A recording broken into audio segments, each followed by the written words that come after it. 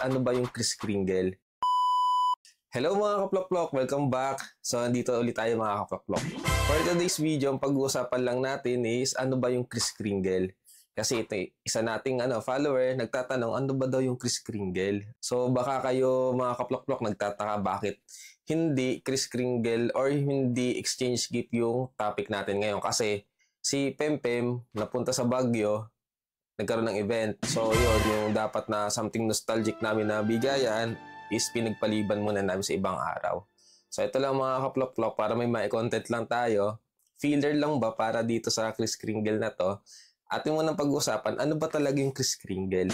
So, ito mga kaplok-plok, ayon sa aking research, konting research lang kay Google, na ang Kris Kringle daw, ibig sabihin daw niyan is, ama ng Christmas sa US.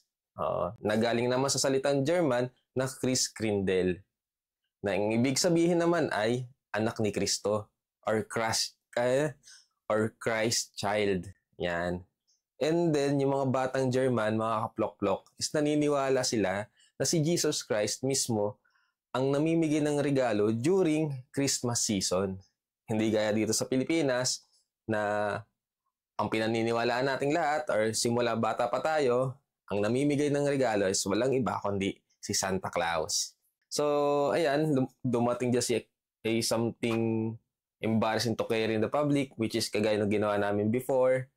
Ito naman si something that grows, at iba pa. Meron pa nga something funny. Siguro yung pag na-receive mo yung regalo yun, matutuwa ka. Or kahit dali mo sa ibang lugar, no? Siguro, ewan, ano ba yung mga ganyan. And then ito naman, ang dapat na topic natin ngayon is yung something nostalgic. Nakakatuwa lang isipin mga kaplok-plok na ang Kris Kringle ay nagkaroon ng iba't ibang kulay. Oops, ibang kulay yung iniisip nyo mga kaplok-plok. Ibig ko sabihin, iba't ibang gift ideas na sobrang namang nakakatuwa at nakakaaliw. Parang parehas lang yung nakakaliw, di ba? Kagaya na itong mga bagay-bagay na nakakahiyang dalhin sa public. O kaya naman yung bagay na na hindi mo magagamit sa public, talagang magagamit mo lang siya in private. So yung mga ganun lang kaplok-plok, kaya ayun, talagang masaya rin yung ganitong Kris Kringle. Kasi ito, masasabi natin, sabi nga nila sa German is parang para lang sa mga bata, pero dito sa atin, sa Pilipinas, para to sa lahat.